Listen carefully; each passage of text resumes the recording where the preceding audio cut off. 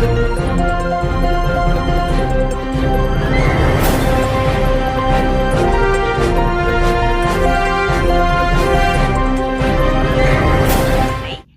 Colony பகுதியில் அமைந்துள்ள தனியார் திருமண மண்டபத்தில் பொதுப்பணித்துறை ஒப்பந்ததாரர்கள் மற்றும் நெடுஞ்சாலைத்துறை ஒப்பந்ததாரர்கள் நல சங்கத்தின் பொதுக்கூட்டம் மிகவும் சிறப்பாக நடைபெற்றது.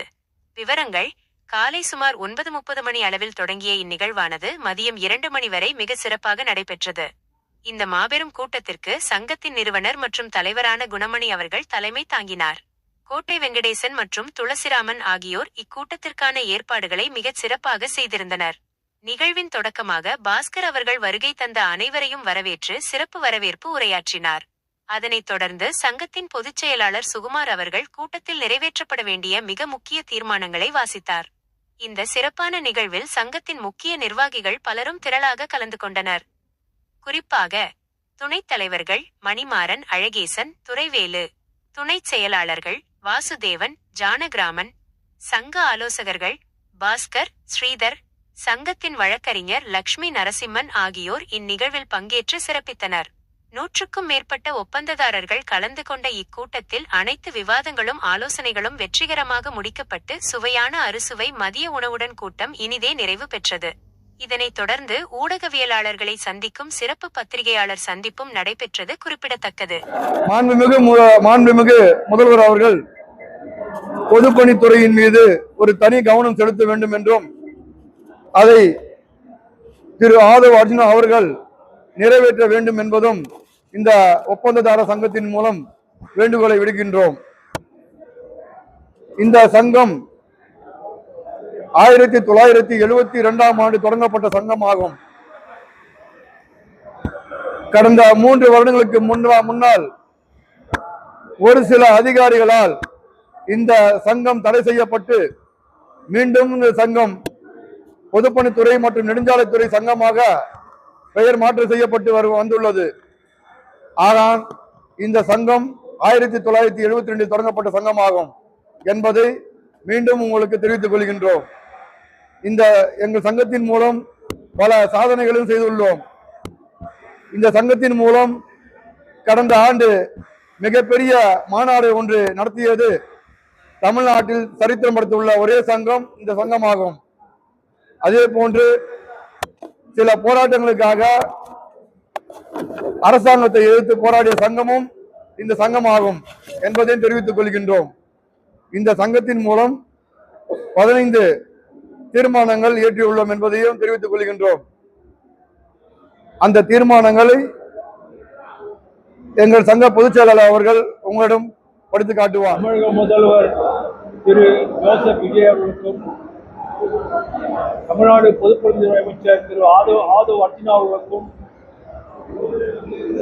தமிழ்நாடு அரசு நீர்வளத்துறை அமைச்சர் திரு என் ஆனந்த் அவர்களுக்கும் எங்கள் சங்கத்தின் சார்பாக பாராட்டுகளையும் நன்றிகளையும் தெரிவித்துக் கொண்டு எங்கள் சங்கம்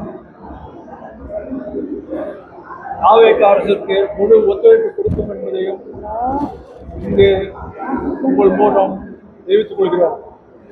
நாங்கள் சங்கத்தின் தீர்மானமாக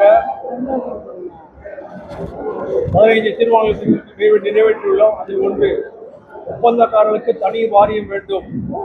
வாரியம் மூலம் பதிவு செய்யப்பட்ட ஒப்பந்தக்காரர்களுக்கு மற்றும் அவர் குடும்பத்திற்கும் மருத்துவ காப்பீடு மற்றும் பேமெண்ட் இன்சூரன்ஸ் எடுக்க வேண்டும்.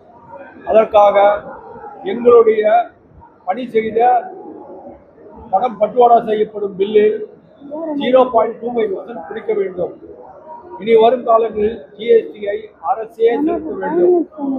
பிடபிள்யூ விலைப்பட்டியல் ஷெட்யூல் ஆஃப் ரேட்டை அமல்படுத்தும் போது எங்கள் சங்கத்தினுடைய ஆலோசனையும் எங்கள் நிர்வாகிகளையும் அழைத்து கலந்தாலோசிக்க வேண்டும்.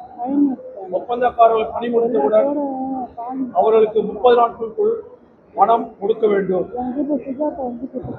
ஒப்பந்தக்காரர்கள் பணி முடித்தவுடன் அவர்களுக்கு வேலையின் பெயர், மதிப்பீடு, ஜிஎஸ்டி, ஐடி போன்ற கோப்புகளை உடனடியாக வழங்கினால் நாங்கள் அதை உரிய முறையில் அரசுக்கு செலுத்தி நாங்கள் உரிய முறையில் வரியை செலுத்துவதற்கு தெரிவித்துக் கொள்கிறோம். ஹலோ. அரசு மற்றும் அவசர வேலைகளை இனி செய்வதில்லை என்று சங்கம் தீர்மானித்துள்ளது. ஏனென்றால் உயர்திரு மோடிஜி அவர்கள் பாரத பிரதமர் 2021ஆம் ஆண்டு சென்னை விஜயத்தில் செய்யப்பட்ட 2,50,00,000 பணம் இங்கு 6 வருடமாக இன்று வரவில்லை. அரசு சித்தா மருத்துவமனையில் பல்கலைக்கழகம் மாற்றிய பணமும் வரவில்லை. மாண்புமிகு முன்னாள் முதலமைச்சர் ஜெயலலிதா அவர்கள் வேலை செய்த பணமும் வரவில்லை. ஓமந்தூர் மருத்துவமனையில் வேலை செய்த பணமும் வரவில்லை. இப்படி பல வேலைகள் உள்ளது.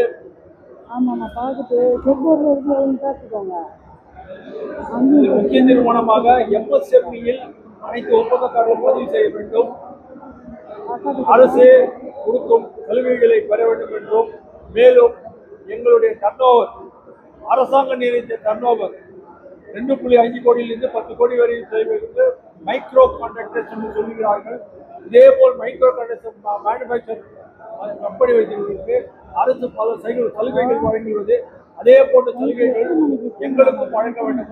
இப்போதுதான் ஒரு வருடமாக சர்வீஸ் செக்டரை MSME கொண்டு இணைத்துள்ளார்கள். அதில் எங்களுடைய ஒப்பந்தக்காரர்களுக்கு பல சலுகைகள் வழங்க வேண்டும் என்று கோரிக்கை வைக்கின்றோம். அனைத்து தமிழ்நாடு முழுவதும் உள்ள அனைத்து சங்கங்களும் ஒன்றிணைக்க வேண்டும் என்பது நம்ம சங்கத்தின் முக்கிய தீர்மானம். தமிழகத்தில் ஒப்பந்தக்காரர்கள் அந்தந்த மாவட்டத்தில் கற்றுப்போட வேண்டும் என்பது ஒரு முக்கிய தீர்மானம். ஒப்பந்தக்காரர்கள் பதிவை 3 ஆண்டில் 5 ஆண்டுகளாக மாற்ற வேண்டும் என்பது தீர்மானம். இனி வரும் காலங்களில் கட்டிட ஒப்பந்தம் தனியாக கோர வேண்டும், எலக்ட்ரிக்கல் வேலைகள் தனியாக கோர வேண்டும் என்பது சங்கத்தின் ஒருமுறையாக தீர்மானம் நிறைவேற்றப்பட்டது. இந்த சங்கத்திற்காக இன்று முதல் சங்க தலைவன் என்ற யூடியூப் தொடங்கப்பட்டுள்ளது என்பதை தெரிவித்துக் கொண்டு விடைபெறுகின்றோம். நீங்கள் அனைவரும் சங்க தலைவனை சப்ஸ்கிரைப் செய்து எங்களுக்கு ஆதரவு தரும்படி உங்கள் அனைவரும் வேண்டி கேட்டுக்கொள்கிறேன். உங்கள் ஆதரவு எங்களுக்கு என்றும் வேண்டும். ஆனால் என்றுமே நாங்கள் உங்களை மறக்க மாட்டோம். ஒவ்வொரு மீட்டிங்கும் உங்களை நான் கூப்பிடுவோம். இருந்தாலும் சங்க தலைவரை நீங்கள் தயவுசெய்து சப்ஸ்கிரைப் பண்ணி உங்கள் தாழ்மையை கேட்டுக்கொள்கிறேன்.